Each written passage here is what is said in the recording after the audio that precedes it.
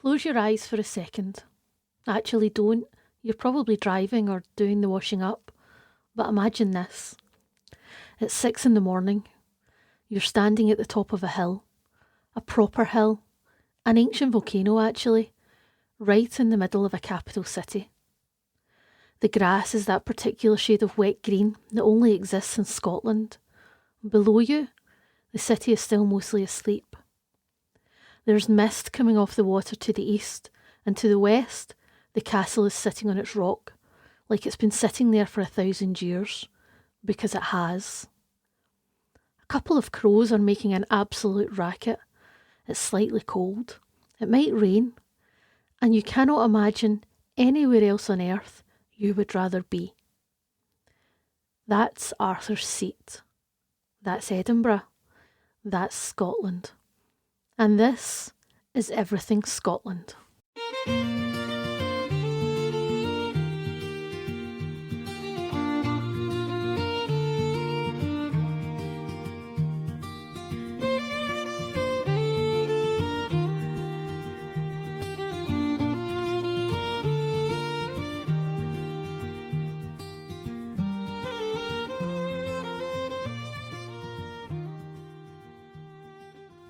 Hello, welcome, and a very warm fáilte, that's Gaelic for welcome, to the Everything Scotland podcast. My name is Lesley Kennedy. I was born and raised right here in Scotland, and I still live in North Lanarkshire, which is just outside of Glasgow. And I am, if we're being completely honest with each other, right from the very beginning, absurdly, unreasonably and delightfully obsessed with Scotland. Have been for years, and I thought, you know what the world needs? A podcast all about it. All of it. The history, the myths, the landscape, the food, the language, the people, the arguments, the poetry, the absolutely terrible weather that somehow makes everything more beautiful. This podcast is for everyone. You don't need to be Scottish. You don't need to have a Scottish granny, though if you do, I bet she's wonderful. You just need to be even slightly curious. And I promise you, every single episode, you will learn something that makes you think, right, I need to go there. We'll do history, the proper dramatic sword and treachery history. We'll do culture and food and festivals. We'll bust myths. We'll visit places. We'll talk to people.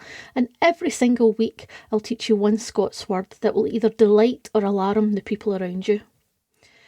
We're starting right at the beginning today. Scotland 101. Consider this your orientation. But first, let me tell you a little bit about me.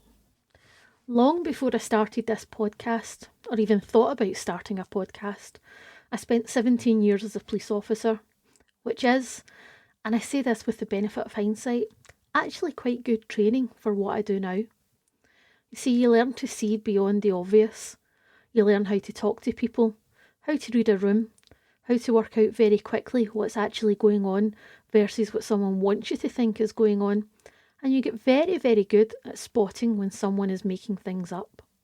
Which, as it turns out, is an extremely useful skill when you're presenting history. Because historians, lovely people that they are, have been known to embellish slightly. And we might even catch them out at it throughout this series. In 2019, life took a turn I hadn't entirely planned for. And I found myself retiring earlier than expected. And I did what any sensible person does when their career ends unexpectedly. I drove a minibus for a tour company because they were short-staffed and needed a driver. I know, the natural progression is obvious. But something happened on that first tour. I was listening to the guide, great guy, but I started thinking, oh, there's much more to that story. And that detail's not quite right. And I bet nobody's told them about that thing that happened 3 miles up the road that completely changes the meaning of everything you're looking at. I've loved Scottish history for as long as I can remember. It's fascinated me my entire life. The stories, the character, the sheer drama of it all. The fact that this small country, at the top of a small island, has managed to shape the world in ways that still aren't fully understood or appreciated. Before long, I was guiding tours myself. And I was doing what I've always done, telling the stories I loved to people who actually wanted to hear them for a change. I'm also a keen amateur photographer. I love the Scottish landscape, the way the light changes, the way the seasons completely transform the same location, and the way you can stand somewhere you've stood 100 times before and it looks like somewhere you've never been. Scotland does this to you. It keeps surprising you. I've lived here my entire life and it still surprises me. About a year ago, I was with a tour group, lovely group, very enthusiastic, and one of them, at the end of the day, said something that I've been thinking about ever since. He said, "Lesley, I love your passion, the way you tell these stories, the excitement you have for it all. People who can't come and tour with you are missing out. You should record something, put it online." And I remember saying to him, "And who's going to want to listen to me?" And he said, "Well, I would." And that lit a fuse. And this podcast is what happened next. Everything Scotland is exactly what it sounds like. Every week we're going somewhere new, into the history, the folklore, the food, the music, the landscape, the characters, and the stories of one of the most remarkable countries on earth. I'm not going to pretend to be an academic. I'm not. I'm a lassie from North Lanarkshire who spent her life being completely captivated by this place and can't stop talking about it. And I think that's enough. I think that might be exactly just all this needs to be. So, welcome, and let's begin. Right, Scotland. Where is it? Technically, it occupies the northern third of the island of Great Britain, sharing a land border with England to the south. It covers 78,000 square kilometres, roughly the size of South Carolina, or a wee bit smaller than Austria. Small in theory, enormous in personality.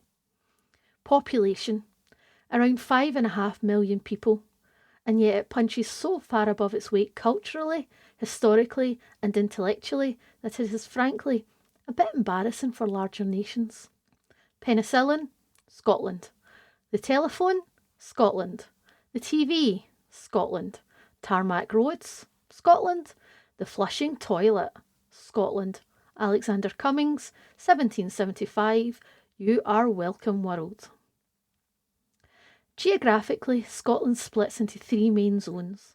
The Highlands, the dramatic mountainous bit that looks like a fantasy novel. The Central Belt, where I and most of the rest of the population live. This is where Glasgow and Edinburgh are. And then there's the lowlands to the south, often overlooked, genuinely beautiful.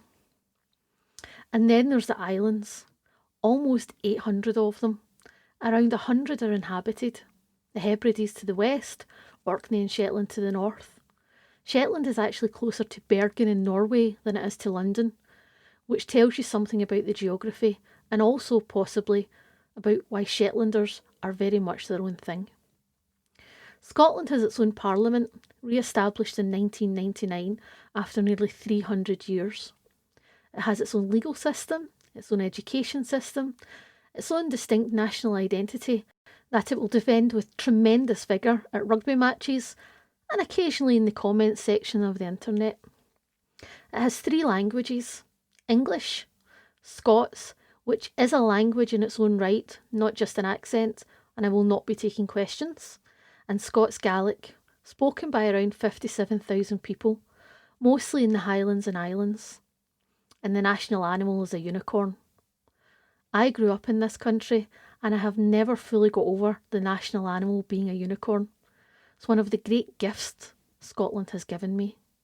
Now, every episode of this podcast is going to have a story at its heart. And for the very first episode, I'm going to the document that I believe explains the Scottish character better than anything else ever written. It's 1320. Scotland has been at war with England for 25 years. It's brutal, exhausting, and expensive in every possible way. Robert the Bruce won the Battle of Bannockburn 6 years earlier.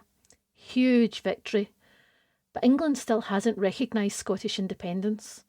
The Pope has excommunicated Robert the Bruce. Things are bleak. And so the Scottish nobles write a letter to the Pope. And this letter, the Declaration of Arbroath, is one of the most extraordinary political documents in European history. Now, in my former life as a police officer, I developed a very finely tuned ability to detect when someone is not being entirely straight with me. And I want to be clear, The declaration of Arbroath passes the test. This is not spin. This is not political manoeuvring dressed up in fine language. This is a group of people saying something they genuinely believe. They make the case for Scottish independence, but here's the part, and I never get tired of this. 20 years of telling this story and it still gets me. It doesn't say, our king is great, you have to recognise him. It says something far more radical than that. It says that even if Robert le Bruce himself were to submit to English rule, they would choose another king, because their freedom wasn't about him, it was about them. And then the quote, 1320, written on parchment, in Latin, by men who had been living through decades of war. For as long as but 100 of us remain alive, never will we on any conditions be brought under English rule. It is in truth not for glory, nor riches, nor honours that we are fighting, but for freedom, for that alone which no honest man gives up, but with life itself. 700 years ago, and it still stands up. That is a piece of writing. Scholars believe the Declaration of Arbroath influenced the American Declaration of Independence. There were a lot of Scottish immigrants in colonial America. Thomas Jefferson knew his Scottish political philosophy. When he wrote that all men were created equal, he was writing in a tradition that had been worked out, in part, in a document produced in Arbroath in 1320 by a group of nobles who were cold and tired and absolutely certain that they were right. Scotland has been many things across the centuries, but it has never forgotten that letter, and neither will we. Right, time for one of my favourite things, correcting the nonsense you've heard about Scotland, and as a tour guide, I have heard it all of it, so let's do some myth busting. Myth 1, the Scots are unfriendly. This one genuinely baffles me. Scotland consistently ranks among the most welcoming countries in the world. What gets misread as unfriendliness is actually just, we don't perform warmth for strangers on the street. We're not going to beam at you for no reason, but start a proper conversation, show genuine interest, walk into any pub anywhere in this country and you will not leave for 4 hours. You have been warned. Myth 2, it rains constantly. Partially true. Significantly exaggerated. Parts of the west coast, yes, quite wet. Edinburgh is actually drier than London for parts of the year. The thing about Scottish weather is that it changes fast. You can have sunshine, sleet and a rainbow in 40 minutes. We call this a Tuesday. It keeps you on your toes. Myth 3. Haggis is a small furry animal that runs around the hillside. I need you to know that Scots tell tourists this. Deliberately. We're watching your face to see how long before you believe it. Haggis is a dish. A delicious, hearty dish. We'll do a full food episode later in the series. The haggis will be defended comprehensively at that point. Myth 5. Nessie isn't real. Okay, I'm going to remain professionally neutral in this one. What I will say is that Loch Ness is 37 kilometres long and up to 230 metres deep, and it contains more fresh water than all of the lakes in England and Wales combined. I've been to Loch Ness many times. I've never seen Nessie. I've also never seen the bottom of Loch Ness. Make of that what you will. We will do a full Nessie episode, obviously. Okay, before I go, I want to ask you something. I've spent years on tour with people from all over the world who have come to Scotland, and one of the things I love most, genuinely it never gets old, is asking people, what brought you here? What was the thing that made Scotland the place you had to come to? Because the answers are always different and they're always interesting. And they always tell you something true about both the person and the place. So I'm asking you, what is your Scotland story? Maybe you've been and there's moments you've never forgotten. Maybe you haven't been yet, but you want to. Maybe your grandmother was from Argyll and you've been meaning to go your whole life. Or maybe you watched a documentary one Tuesday evening and something just clicked. Whatever it is, send it to me. I'll be reading listener stories on the podcast throughout the series, because this isn't just my Scotland, it belongs to everyone who loves it. I just happen to be the one with the microphone. Details on how to get in touch are in the show notes. Okay, lovely people, that is episode 1 of Everything Scotland. We've covered a fair amount for a first date. A volcano at dawn, a unicorn, a 700-year-old letter that changed political philosophy, and some myth-busting. And that a haggis doesn't live in the hillside. Next week we're going into one of Scotland's most romantic, most tragic, most cinematic stories, the Jacobites. Bonnie Prince Charlie, Culloden, a 24-year-old Italian-educated prince who sailed to Scotland with 7 men and nearly toppled the British crown. The battle that lasted 60 minutes and changed everything. And the question historians are still arguing about, did the wrong side win? It's a lot. I cannot wait. Before I go, your very first Scots word of the week. This week's word is dreich. D-R-E-I-C-H. Pronounced dreich. It means grey, miserable, drizzly, damp weather. The kind of day where the sky is the colour of old socks and the rain isn't quite raining. It's just existing in the air around you. I have lived in Scotland my entire life. I use this word regularly. Not as a complaint, more as a description. There is, I promise you, an affection in it. A dreich day is for staying in, for warm soup, for stories, which is, when you think about it, exactly what this podcast is for. Use it this week. Use it proudly. I'm Lesley Kennedy. This is Everything Scotland. Slán